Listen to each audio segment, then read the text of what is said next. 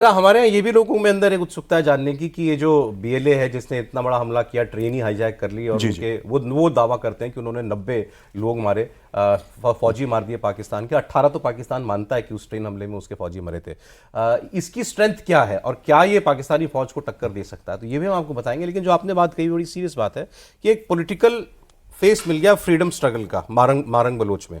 अच्छा, उनकी कहानी भी वैसी है, जिनके लिए वो लड़ रही हैं अपने लोगों के लिए। इतने हज़ारों लोग गायब कर दिए वहाँ पाकिस्तान की फौज ने, उनके अपने पिता गायब कर दिए, उनका नहीं पता चला, उनके भाई को उठा लिया था। मैं भी पढ़ रहा था, फिर उन्होंने बहुत एजिटेशन किया, बहुत प्रदर्शन किए, तो एक साल के बाद जा करके उनके भाई को शायद वापस लौटाया था। तो ये तो वहाँ आम बात है बलूचिस्तान के अंदर।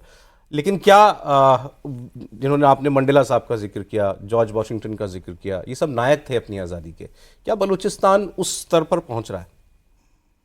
देखिए, वो तो पता नहीं, लेकिन एक बात हम लोगों को समझनी चाहिए कि पाकिस्तान का जन्म ही कहें जिसको मैन्युफैक्चरिंग डिफेक्ट के साथ हुआ, कभी कोहेसिव नेशन के रूप में वो रहा ही नहीं।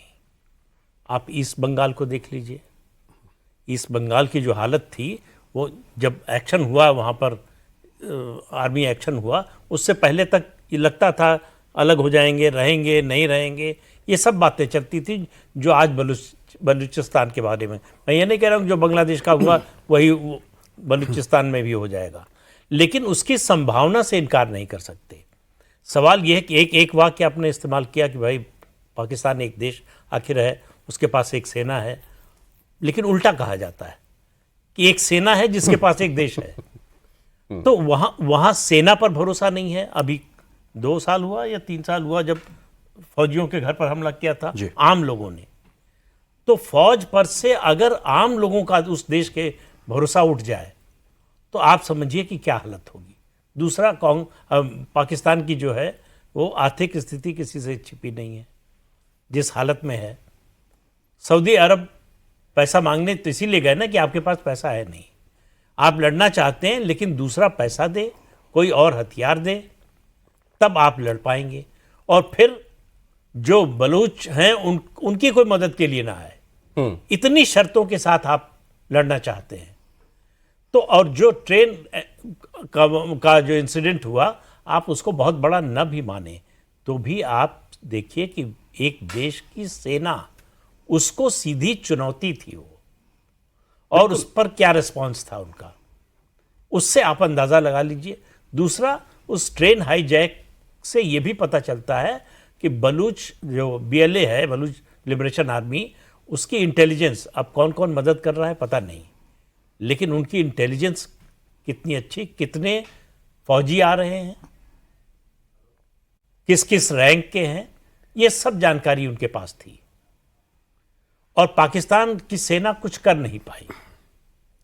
तो जिस देश को पर आपने आज से नहीं 1948 में जबरन कब्जा किया, तो वहां असंतोष की आग तो कभी बुझी ही नहीं। ठीक बात कही मेजर गौरव आर्या ने कि अब उनको एक फेस मिल गया, उनको एक लीडर मिल गया है। किसी भी आंदोलन की, किसी भी विद्रोह की बात करें आप, या फिर सामान्य स्थिति में किसी संगठन की, किसी सेना की, अगर लीडरशिप है, स्ट्रांग लीडरशिप है, विल पावर की है, और उसकी पब्लिक क्रेडिबिलिटी है, तो उसके सफल होने की संभावना बढ़ जाती है। अरे वैसे इन मेहरंग बलोच ने, जिनको अब कैद किया हुआ है, इन्होंने भारत से मदद मांगी है, उनका स्टेटमेंट दिया उन्होंने कि हमारी मदद करे इसमें भारत। वो लोग तो बहुत दिन से कह रहे हैं कि रिकॉग्नाइज करे भारत हमको, इंडिपेंडेंट जो है उसको जो है रिकॉग्नाइज करे, और भारत से मदद मांगते ही रहे हैं। और एक समय तो भारत का नेटवर्क बहुत अच्छा था, वो भारत के ही जो है हुक्मरानों ने उसको ख़त्म किया, वरना एक समय तो रॉ का बहुत स्ट्रांग नेटवर्क था। वो सब ध्वस्त हुआ, कैसे हुआ इतिहास में सबको मालूम है। अभी जो हमला हुआ, वैसे देखिए पाकिस्तान में तो अगर वो सुतली बम भी फटे तो वो कहेगा कि यह भारत ने कराया है या रॉ ने कराया है। पाकिस्तान में जो भी हो, उसके लिए पाकिस्तान और उसकी फौज के अलावा सब जिम्मेदार है।